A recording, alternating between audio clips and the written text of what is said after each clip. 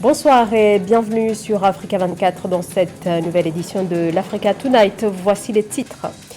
Déclaration de politique générale devant les deux chambres du Parlement. Le Premier ministre marocain Aziz Akanouch a présenté son programme et ses priorités. Le décryptage à suivre dès le début de ce journal. Un marché du cloud qui s'accélère, à suivre également dans cette édition, le marché des data centers sur le continent africain. Le secteur présente une multitude d'opportunités, focus à suivre dans ce journal.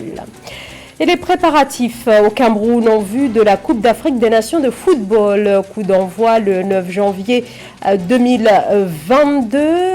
Et dans la perspective de cette compétition, le président de la République, Paul Biya, a insisté sur les enjeux de l'implication des anciens lions indomptables au niveau de l'organisation de l'événement continental. Le chef du gouvernement marocain, Aziz Akanouch, a dévoilé les grandes lignes du programme du nouveau gouvernement. C'était le 11 octobre lors d'une séance plénière des deux chambres du Parlement. Dans ce programme, on retrouve le redressement de la situation économique et sociale fortement fragilisée par les conséquences de la pandémie. Amenedji.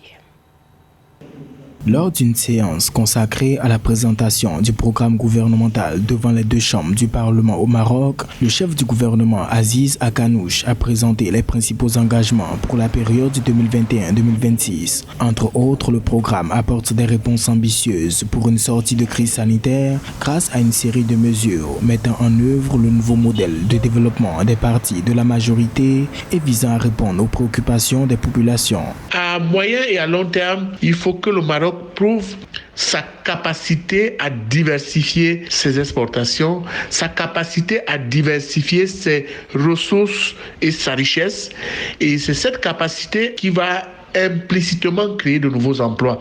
Le gouvernement marocain a défini 10 engagements pour les 5 prochaines années. Il s'agit entre autres de la création d'1 million d'emplois nets au minimum, l'augmentation du taux d'activité des femmes pour atteindre 30% contre 20% actuellement, la mise en œuvre de la protection sociale générale et la mobilisation de toutes les composantes du système éducatif afin de classer le Royaume du Maroc parmi les 60 meilleurs au niveau mondial. Le gouvernement marocain doit mettre plutôt l'accent sur la méthode d'y arriver, qui doit non seulement être inclusive, mais qui doit prendre en compte l'aspect jeune, l'aspect créateur de richesses, l'aspect innovation et bien sûr, tout cela doit être catalysé par la prise en compte de tous les défis du Covid-19. Ce plan de relance, selon le nouveau chef du gouvernement nommé début septembre dernier, répond aux besoins des citoyens et contribue à mettre un terme aux difficultés auxquelles font face les acteurs économiques. Il inclut également des programmes innovants, puis prévoit un appui aux initiatives, outre le financement et l'accompagnement des entreprises nationales. Le chef du Front Polisario, Brahim Ghali, a exhorté samedi le Conseil de sécurité de l'ONU à préciser la mission du nouvel émissaire des Nations Unies pour le conflit au Sahara occidental et à fournir aussi les garanties quant à la tenue d'un référendum sur l'autodétermination. Le Sahara occidental, un territoire non autonome, disputé depuis plus de 45 ans par le Maroc et les indépendantistes sahraouis soutenus par l'Algérie. Le territoire est essentiellement contrôlé par le Maroc, qui détient 80% de ce territoire quasi désertique, au sous-sol riche en phosphate. Des milliers de manifestants soudanais ont réclamé samedi un gouvernement militaire pour assurer la transition jusqu'aux premières élections. Le pouvoir soudanais, composé de militaires et de civils, est chargé de mener le pays vers ces élections, mais elles sont sans cesse repoussées. Dernière date fixée, 2023. Des tergiversations loin de rassurer les populations. Marie-Raphaël Antolo. Au Soudan, les forces de la liberté et du changement, alliance formée après la chute d'Omar el-Béchir, plaident pour un remaniement des autorités de transition. Selon certaines autorités de transition, ce plaidoyer est formulé à la suite d'un coup d'État raté imputé aux forces militaires, mais également en vue d'aboutir au cadre d'un accord de partage du pouvoir. Une situation qui, d'après certains observateurs, plonge les dirigeants dans une crise sans précédent. L'architecture institutionnelle de cette transition pose problème. Dans l'histoire politique de l'Afrique, c'était l'une des premières fois que nous assistons à une cohabitation entre militaires et des civils dans le cadre de la conduite d'une transition politique. On peut comprendre déjà des dissensions avec déjà le Premier ministre Abdallah Hamdok qui incarne la légitimité au plan de la communauté internationale. Et cette situation est très mal vue et très mal perçue par certains officiers militaires qui pendant longtemps ont eu à collaborer avec le régime ancien de El-Béchir. Donc on peut comprendre déjà la méfiance de la communauté internationale vis-à-vis des militaires. Et ce qui est très mal perçu aujourd'hui par les officiels en tant que tels. Pour le Premier ministre soudanais Abdallah Hamdok, l'essence de cette crise résulte de l'incapacité des forces révolutionnaires et de changement de parvenir à un consensus sur un projet national. Cependant, une faction dissidente des forces de la liberté et du changement a récemment formé sa propre alliance à l'écart du principal bloc civil. Les factions civiles opposées ont par ailleurs appelé à des manifestations rivales dans les prochains jours. Il faut aller très vite vers les élections. Quand l'agenda politique en cours accorderait une priorité, évidemment, à la tenue des élections, c'est qui semble être l'option la plus optimiste du Premier ministre actuel, soutenu essentiellement par la société civile soudanaise, et loin aujourd'hui des aspirations les plus profondes des militaires, parce qu'ils estiment que le Soudan a besoin exactement d'un toilettage et d'une réconciliation. On va aller très vite aux élections. Toutefois, le Premier ministre soudanais Hamdok a promis de s'attaquer à cette crise dans l'est du pays. Le 15 octobre 2021, il a présenté une feuille de route devant mettre fin à la crise qui perdure entre les composantes politiques et militaires du gouvernement. On en vient à présent au marché des data centers sur le continent. Les enjeux sont énormes, notamment pour les investisseurs du secteur qui tentent de convaincre le maximum d'acteurs économiques des opportunités que renferme ce domaine. Ameneji.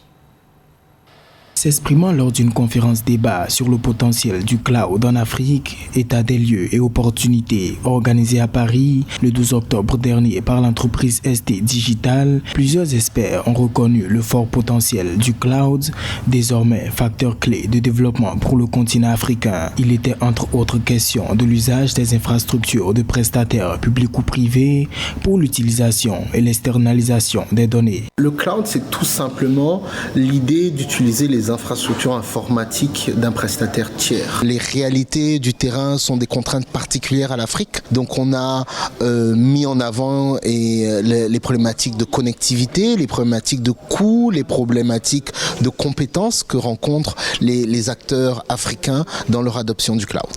Je me suis rendu compte qu'il y a des choses qui sont faites en Afrique autour de l'infrastructure et sur lesquelles nous on peut s'appuyer pour apporter des solutions qui soient innovantes et qui permettent en fait d'exploiter tout le travail qui est fait en amont pour arriver à des résultats intéressants. J'aimerais un petit peu apprendre comment ça se passe dans le contexte africain et quelles sont les problématiques qu'ils rencontrent sur place et éventuellement comment est-ce qu'ils font pour pouvoir pallier à ces problématiques qu'ils rencontrent. Parce que typiquement, l'infrastructure dans le monde européen ou bien dans le monde occidental n'est pas déployée de la même façon dans le contexte africain. Et donc par rapport à ça, il faut l'adapter. La rencontre a vu la participation de bon nombre d'experts du domaine, à l'instar de l'une des leaders du cloud en Afrique, Madame Yacine Barrow, qui est la directrice générale de Microsoft Afrique de l'Ouest et ancienne directrice déléguée du média panafricain Africa 24. Les panélistes ont débattu, entre autres, de l'apport des services cloud dans la transformation de l'industrie du numérique en Afrique, une industrie qui fait face à de nombreux défis. Il y a par exemple le manque de financement. Les investissements étrangers ont baissé de 16%. Cette baisse de financement n'affecte pas seulement le développement des data centers, mais le secteur des technologies en général. L'accès aux terres est aussi un frein à ce développement. Selon Guy Zibi, directeur général de Salam Analytique et panéliste à cette rencontre, sur un objectif de près de 15 milliards de francs CFA par an à générer par les services TIC en Afrique, 20% représentent les revenus liés aux activités du cloud. Même s'il s'agit d'une part modeste sur une estimation mondiale, les activités liées au cloud ont connu une explosion en matière de demande, soit 700 000 petites et moyennes entreprises, petites et moyennes industries pendant la période de la Covid-19. Mais pour l'heure, le continent africain est largement dominé par les services cloud des grandes entreprises comme Alibaba, Huawei et Microsoft.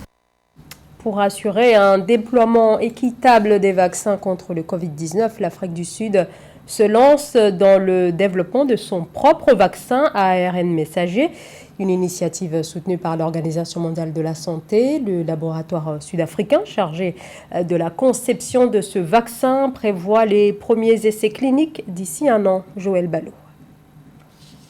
Pour mettre fin à la dépendance de l'Afrique vis-à-vis de l'Occident dans l'accès équitable au vaccin anti-Covid-19, l'Afrique du Sud s'est lancée dans la conception d'un premier vaccin africain à ARN messager. Soutenu par l'Organisation mondiale de la santé, le pays entend ainsi participer à l'autonomie de l'Afrique alors que le continent reste à la traîne en matière de vaccination avec à peine 4% de la population entièrement vaccinée. Ce que nous recherchons, c'est un vaccin de deuxième génération. Nous devons commencer par un sosie de Moderna, mais l'ambition porte sur l'élaboration d'une formule plus adaptée aux pays à faible revenu, ne nécessitant pas de basse température pour la conservation. Le travail de fond qui sera effectué par l'entreprise sud-africaine de biotechnologie Afrigen consiste à utiliser un vaccin déjà existant pour reconstituer une formule proche du vaccin à ARNM de Moderna. L'ambition de l'Afrique du Sud est de mettre le premier candidat en essai clinique en 12 mois à partir du jour de la signature du transfert de technologie. Il est vital que les Africains participent à leur production eux-mêmes de vaccins. Tout juste pour beaucoup de raisons.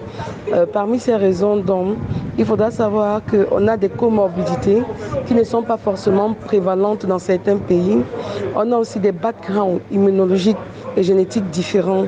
Ce qui fait que l'importance du vaccin aura des efficacités importantes dans certains environnements et moins dans un autre environnement. Donc on aura besoin de mener des recherches pour pouvoir faire des vaccins propres à l'Africain, propres à son contexte, propres à son utilisation. Une fois le vaccin élaboré, la société sud-africaine Biovac se chargera de la production. Afrigen prévoit également de réduire la dépendance africaine en proposant de former d'autres pays africains à la fabrication du vaccin. À moins de 3 mois de la Coupe d'Afrique des Nations de football qui se déroulera au Cameroun, le chef de l'État, Paul Biya, réaffirme la nécessité d'une mobilisation de tous, au premier rang desquels les anciens joueurs, les légendes du football camerounais. Le président insiste sur leur implication dans l'organisation de la compétition. Joël Ballot.